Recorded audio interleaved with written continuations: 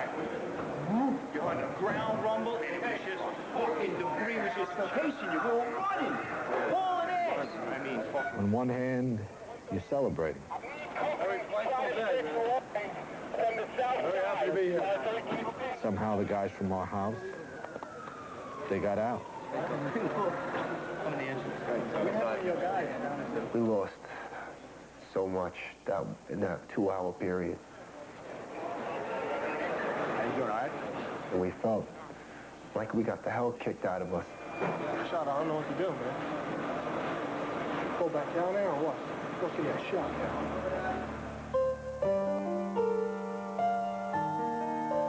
At the same time, we knew hundreds of firefighters, thousands of people had to have died in those towers.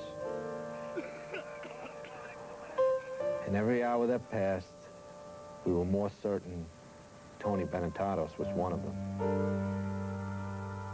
Hey guys, Deputy Chief Hill called. 1st Division, he doesn't want anybody else down here right now. Everybody was wondering about Tony. James just put his gear and went by himself to look for Tony.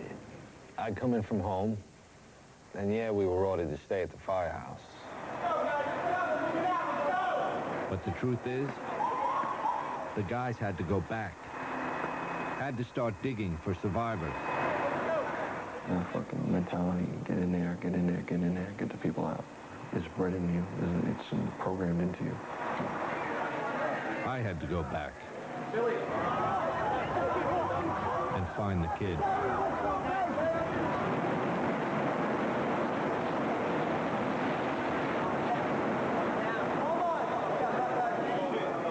It's gone, man. I got down there just as 7 World Trade finally collapsed. Hey Rick, they've been going live with you the whole... No sign of Tony anywhere. It had to be almost 6 o'clock. 9 hours after everything started. That Tony just walked in. I walked in like a daze, and they were all like, hey, it's Benetatos, you're all right. What's wrong with your hand, anything? No. No? You all right? Yeah. Chill out. How you doing?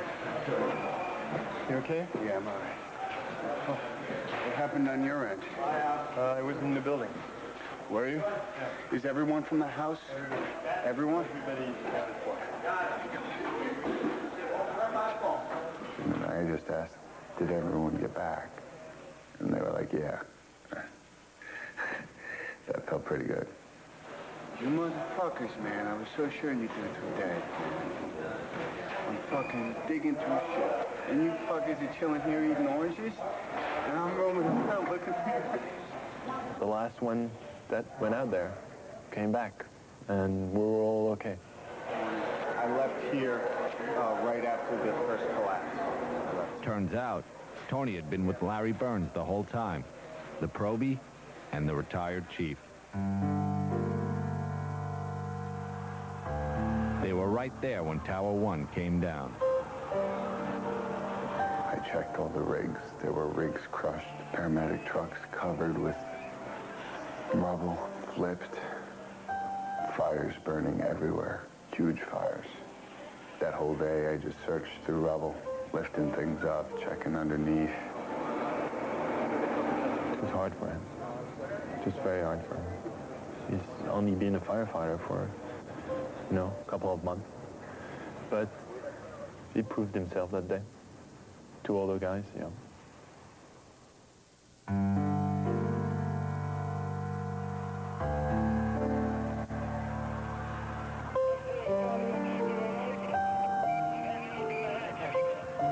There was so much that we didn't know about that first day. Who had attacked us, how, why. All we knew is that nothing would ever be the same.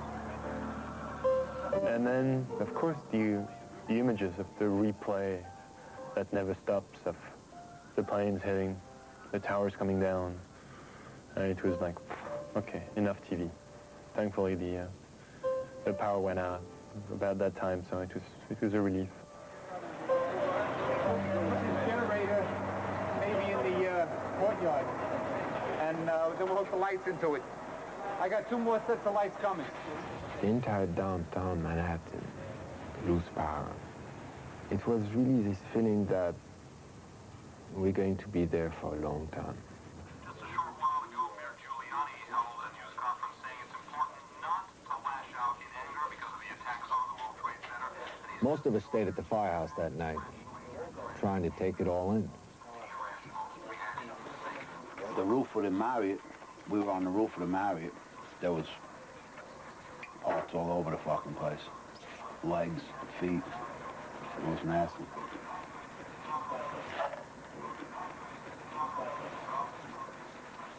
You all right, brother? Yeah, I'm all right. One of the things that sticks with me more than everything I saw is I sat down next to Ted. He looked real bad. I said, Tony, man, it was raining bodies.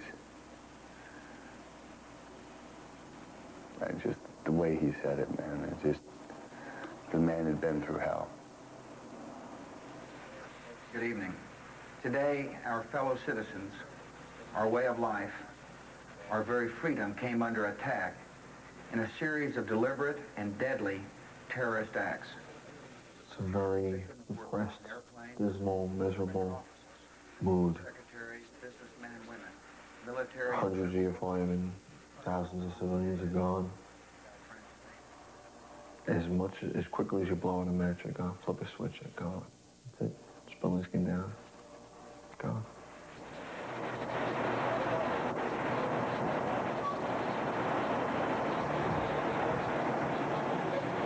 You see them?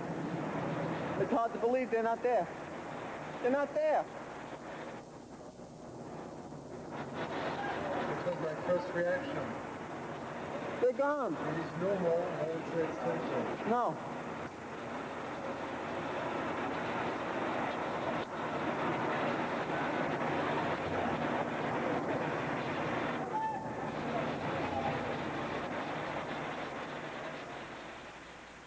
It did happen, right? It's not something that I'm going to close my eyes and open them again and I'm going to see the tower, right? It's not there.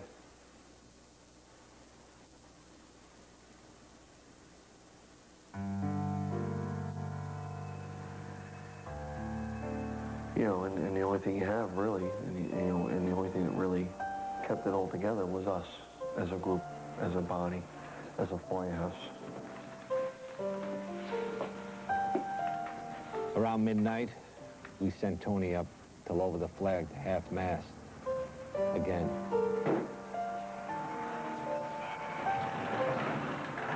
There's going to be a lot of pain to deal with in the future.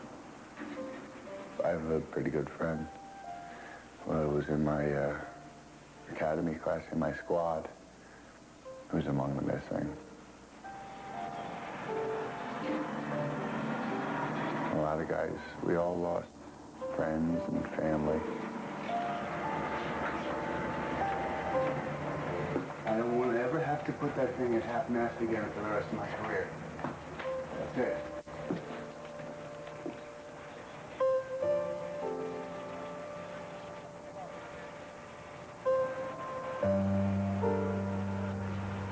Until the recall ends, it's 24 on, 24 off, 24 on, 24 off. We got word that we'd start digging in the morning. Some of the guys with wives and kids went home, just for a few hours. They knew it might be days before they'd see their families again.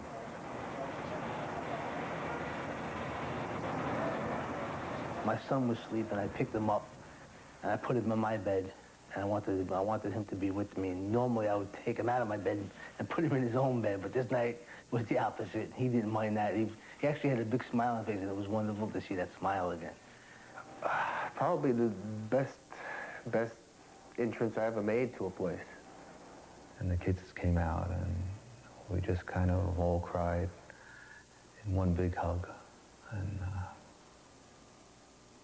it was, we just cried.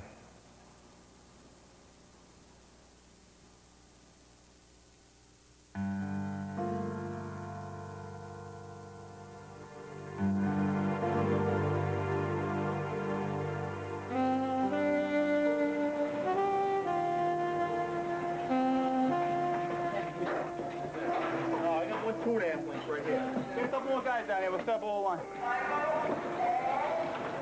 Hey, just want to climb up there. Keep the 3.5 in the middle so we can... Came back to the firehouse the next day. I couldn't wait to get back, actually, because I wanted to get down. I figured, well, we're going to have plenty of people that are going to be trapped, for sure. We're going to get them out. We have to. We always do.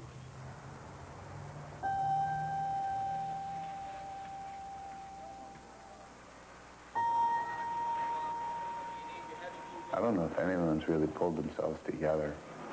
Focus on what you're doing today. There'll be time enough in a couple of weeks to really take in what happened to our guys. But today you must focus on what you're doing.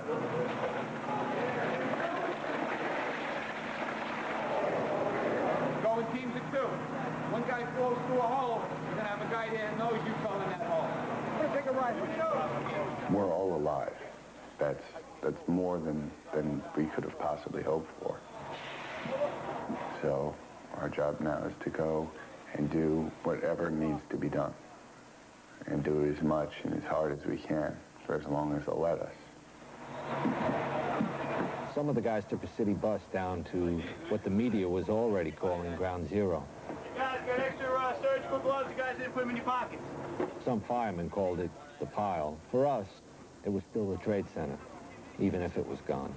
Hey, guys, you hear 3 horns? That means something might be coming down. So keep your eyes open when you're walking around down there.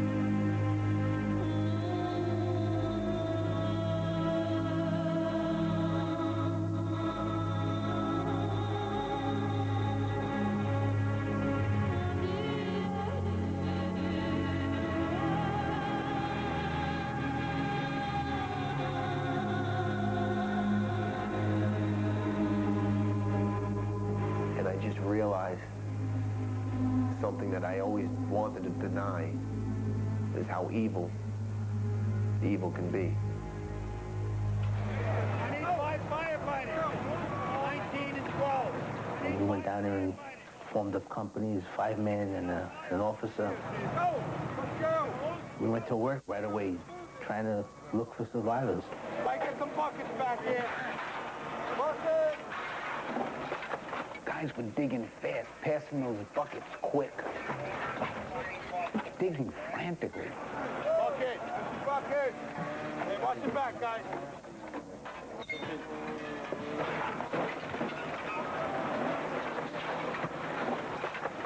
We'd be digging, and all of a sudden everybody would say, quiet.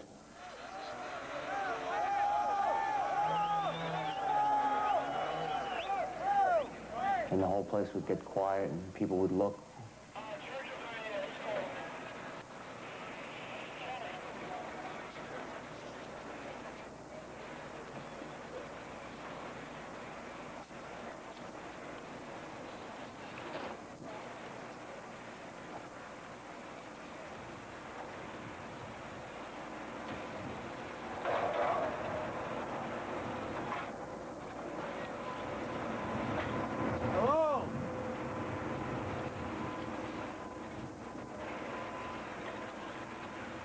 And then slowly they would go back to work and start again. And that's how things went down there.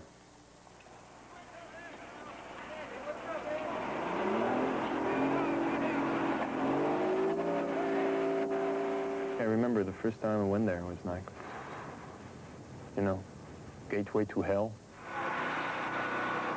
Technically, Jules and Gideon shouldn't have been anywhere near that site.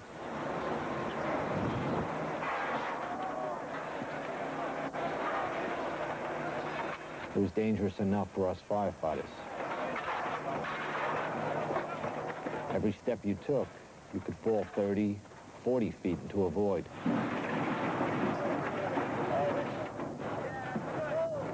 Jules and Gideon said they had to be there, but not to film. We would only take the camera and film for a few minutes.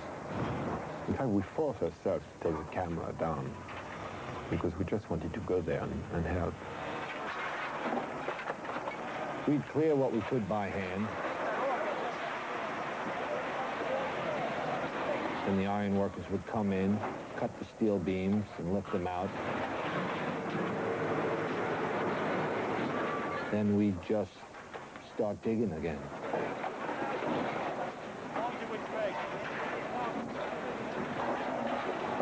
You have two 110-story office buildings. You don't find a desk. You don't find a chair. You don't find a telephone, a computer. The biggest piece of a telephone I found was half of the keypad, and it was about this big. The building collapsed to dust. How are we supposed to find anybody in this, that there's nothing left of the building? You find a little spot, and you just keep going and digging and trying to find something. And you find a foot, and then they say the building's going to collapse, and you run away. Go, go, go!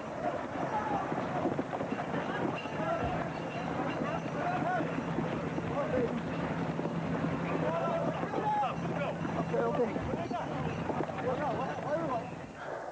And then we would go back and mostly just dug.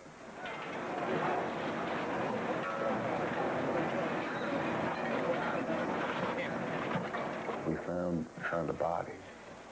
It was a girl. She was dead. She was definitely dead. All her clothes had been burned off her. She looked to be pregnant. Some people thought maybe she was just bloated, but I don't think so. She was encased in rubble.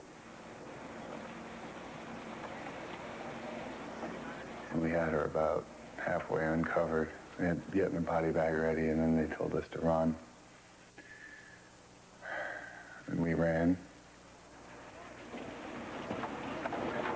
So I never got to see if they got her out. But would have felt good saying, all right, at least I got one person out. One family will be able to have a decent funeral.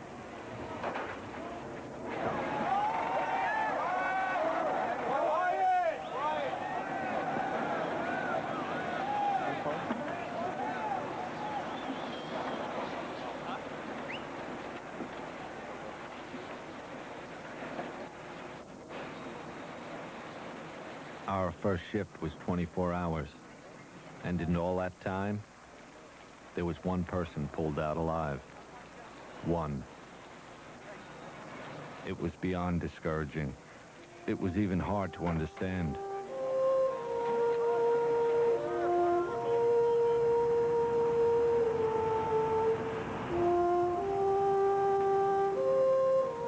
It was weird in a way. Walking back to the firehouse, people were cheering us, but we sure didn't feel like heroes. Every day, total strangers were showing up with supplies. Somebody said that if you could still use towels, so that's the end of the towel. Thank you very much. They opened up the doors, and lo and behold, deliveries were coming by the ton. Kitchen? Or just go right around the corner, just dump them on the floor. You can't eat all the cookies they're giving you. No. I know it's early in the operation here, but I just wanted to thank everyone for all the hard work that they've been doing. How we're here, only God knows. But again, guys, thank you so much. I really, you have no idea how much love I have. Check the lockers, bro. Check the lockers, all the lockers, take whatever. It's something special, you know, when guys are relentless and just going back and forth. Guys with nails in their hand, taping it up, gashes, blood everywhere, just taping it up and saying, let's go back, let's see what we can do to make this situation a little better.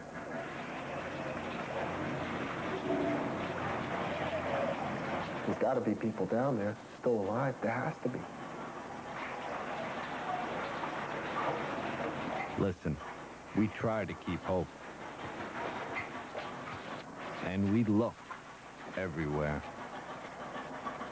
We even crawl down into the stores and the subway tunnels underneath the site.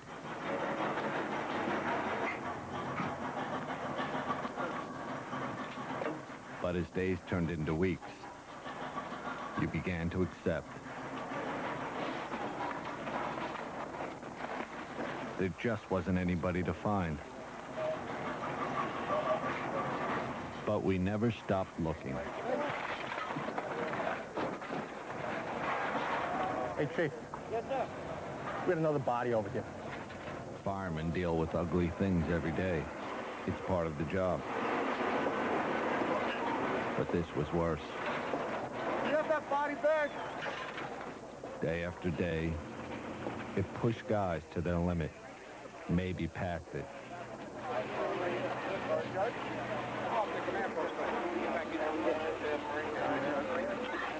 A lot of guys don't know if they're going to do the job anymore. I know it's either this or the Army now. And I like saving lives. I don't like taking them. But after what I saw, if my country decides to send me to go kill, I'll do it now.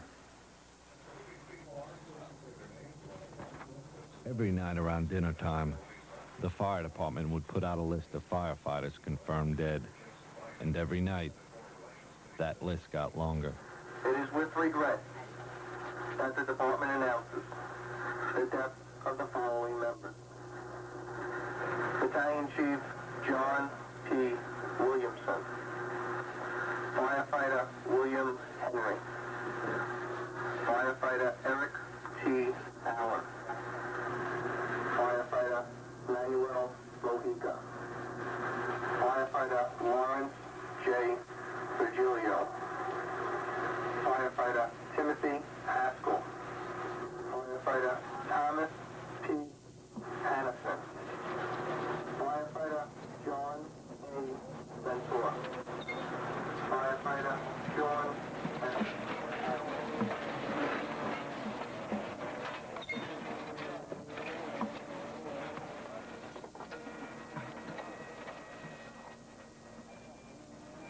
We lost so many people that everybody has lost dear friends, and not just one or two, but dozens.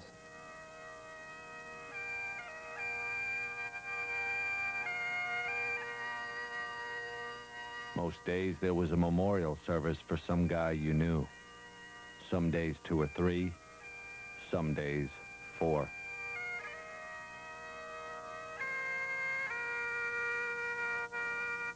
One of those services was for Kevin Pfeiffer, the chief's brother. He was last seen in the stairs of Tower 1, directing guys to the fastest way out of the building. I would say that Chief Pfeiffer's brother saved my life. Saved a lot of lives. And I remember walking down West Street and just remembering saying, you know, how much my brother and I used to love being downtown and doing this job.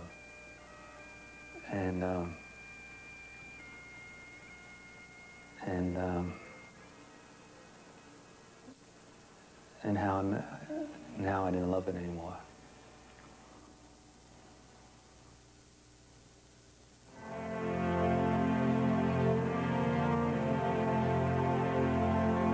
A few weeks passed, and we got new rigs. Well, used rigs, to replace Engine 7 and Ladder 1. They're still buried in there somewhere, under the pile. Eventually, we started going on runs again. Feels good, though. Playing pranks again, and trying our best to love the job again. But things will never be the way they were.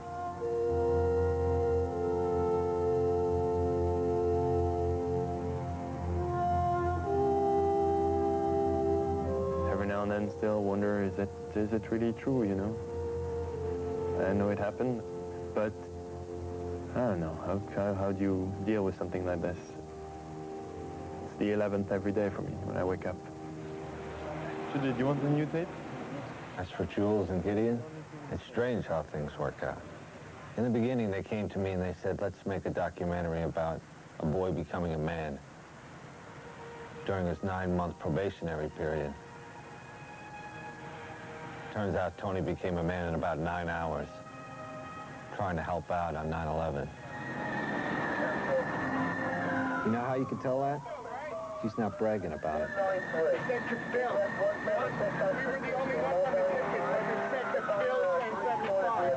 Do I feel like it's given me more of a sense of self-worth?